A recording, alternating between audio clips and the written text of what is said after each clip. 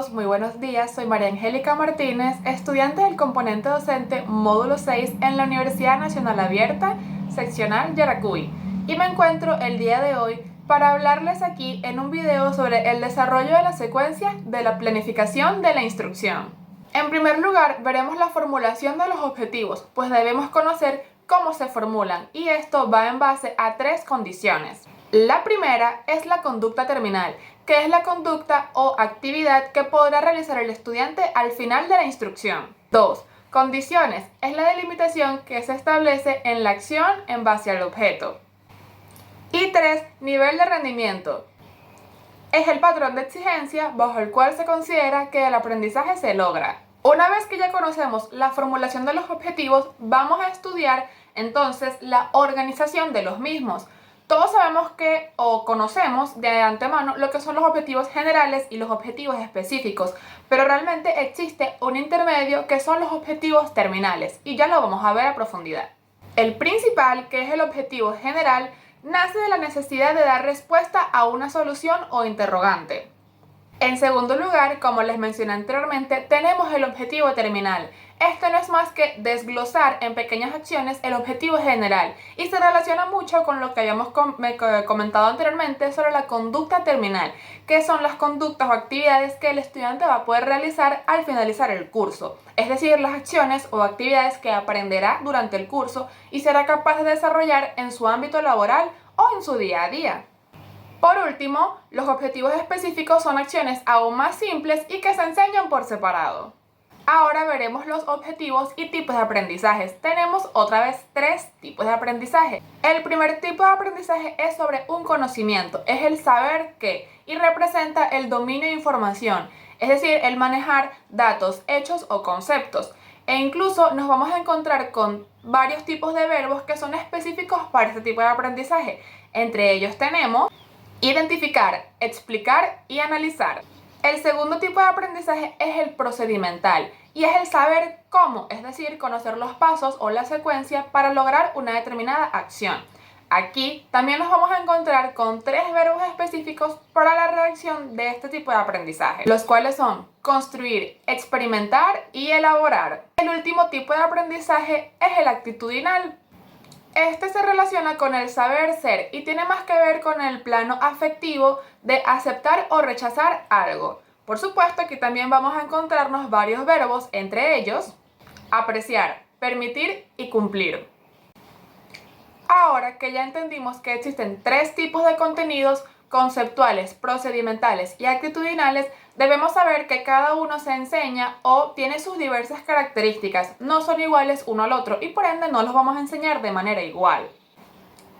El aprendizaje conceptual se basa en conocimientos como datos, hechos o conceptos.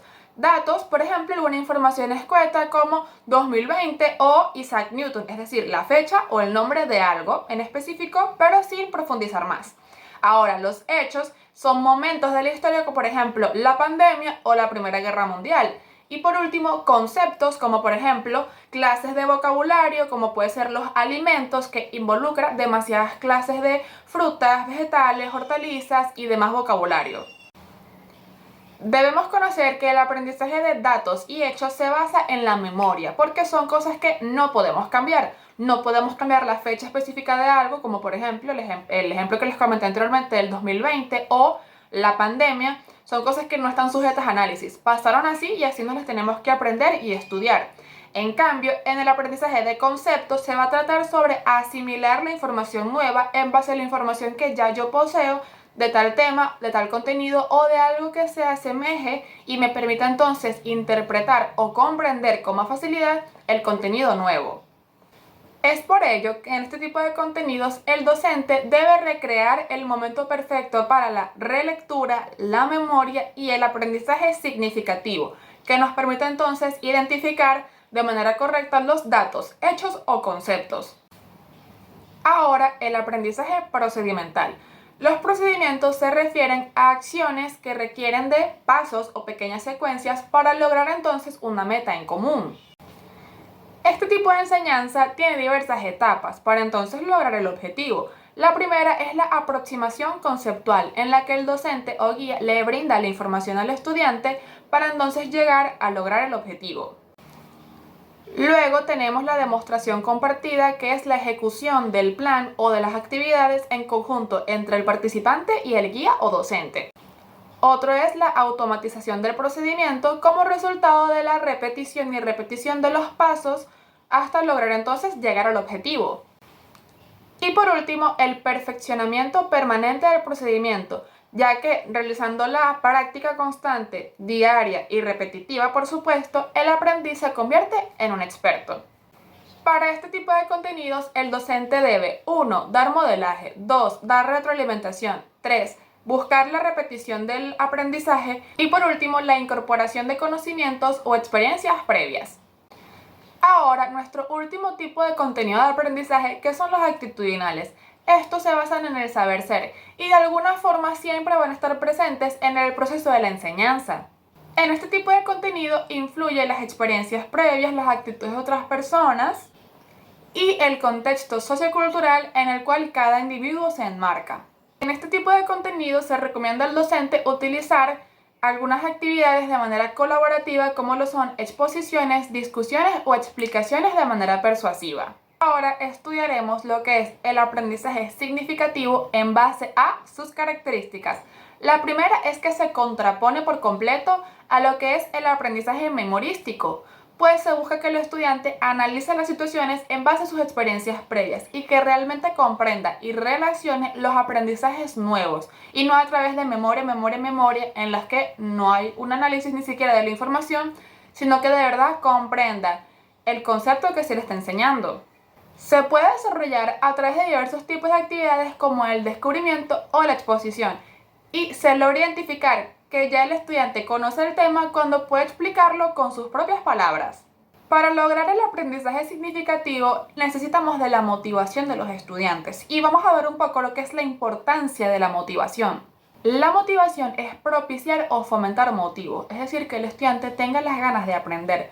Para el docente es sumamente importante que el estudiante se encuentre motivado, ya que así logrará entonces que el estudiante tenga el deseo de participar en la clase y así lograr y alcanzar los objetivos propuestos en la clase o en la materia. Algunos de los factores en los que el docente se puede involucrar con los estudiantes son el nivel de involucramiento de los alumnos con las tareas, 2. El tono afectivo de la actuación, 3. Los sentimientos de éxito y de interés, 4. Sensaciones de influencia y experiencia grupal. Ahora veremos los principios motivacionales de la enseñanza, los cuales son 6. 1. El docente puede utilizar actividades que fomenten la curiosidad, añadiendo información novedosa en cada encuentro. 2. Favorecer la participación y responsabilidad a través de actividades como por ejemplo la resolución de un caso.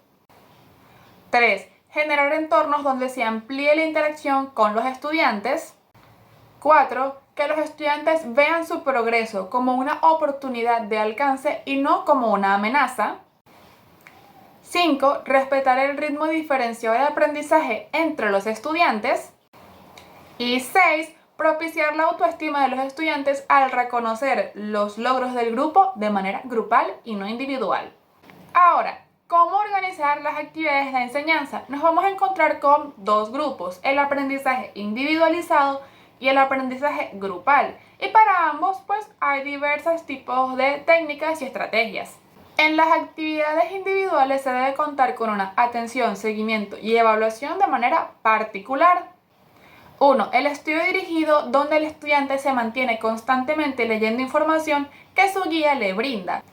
El estudio de casos, donde nuevamente el guía le presenta al estudiante una oportunidad de aprendizaje en la que no hay una solución. Es decir, el estudiante debe buscar la solución a ese problema en base a los conocimientos previos que ya ha adquirido por parte del docente. 3. Tutoría individual. Plantea una interacción estrecha entre el docente y el participante en la que se da una retroalimentación constante y en el momento. 4. La instrucción asistida por computador. Esta es la más actual de todas, en la que se da mayormente en los cursos por internet, en los que las clases ya son pregrabadas y tú puedes entrar a cualquier hora de cualquier día ves el módulo completo y luego tienes entonces algún tipo de evaluación o algún lugar donde puedes colocar mensajes y dudas y el docente en lo que se conecte te podrá responder. Pero realmente como el conocimiento viene directo desde la computadora en ese momento, ya que no está en vivo con el docente. Por último, la práctica supervisada, que no es más que una pasantía donde el estudiante realiza o simula estar en un ejercicio de ambiente laboral y está siendo supervisado por el docente. Aquí entonces se aprende muy rápido el saber qué, saber cómo y saber ser. Ahora, el aprendizaje en un grupo. Esto se da porque se requiere que esté el grupo presente para entonces potenciar habilidades como comunicación, liderazgo, evaluación mutua e incluso el compartir de conocimientos entre los que participan en el grupo. Entre las técnicas más utilizadas tenemos la clase o conferencia donde el guía o el docente da una exposición amplia sobre un tema y los participantes pues escuchan y realizan preguntas. Otra técnica es la discusión de grupos en la que normalmente se utiliza un tema controversial y cada quien da su punto de vista. Otra técnica es el torbellino de ideas en los que se plantea un problema y cada uno de los participantes va diciendo una posible solución y se van viendo incluso los pros y los contras para que siga entonces una lluvia de ideas. Otra actividad es el manejo de roles en el que cada uno de los participantes o algunos de los participantes realizan una simulación de una actividad que ya han visto anteriormente en clase, pero de manera teórica. Y al verlo de manera práctica, cada uno va viendo los errores o los aciertos que se cometen en el ejercicio laboral. Ahora, para finalizar, veremos los recursos de la enseñanza, donde veremos los recursos en base al tipo de comunicación que se plantea y al grado de interacción que permiten entre docente y estudiante. En el canal de comunicación nos podemos encontrar el canal visual o el canal auditivo. Si el aprendizaje va a ser en base al canal visual, entonces las estrategias o recursos utilizados van a ser láminas, fotografías o incluso libros o manuales. Y si va a ser de manera auditiva, las actividades planteadas son podcasts, audiolibros o incluso algún tipo de clase por foro chat donde sea escuchar las notas de voz del guía. Ahora, si unimos ambos sistemas, entonces los niveles o la forma de utilizar la comunicación va a ser a través de películas, series, documentales en los que se utilicen ambos sentidos para el aprendizaje o el logro del objetivo. Ahora entonces tenemos lo que es la capacidad interactiva, en donde se evalúa la capacidad de interacción entre el estudiante y el recurso en sí. Tenemos entonces simulaciones o simuladores de equipos de herramientas, 2, una máquina de herramientas, 3, computadoras o 4, incluso el contacto directo con los pacientes o clientes que pueda tener la persona en su ejercicio laboral.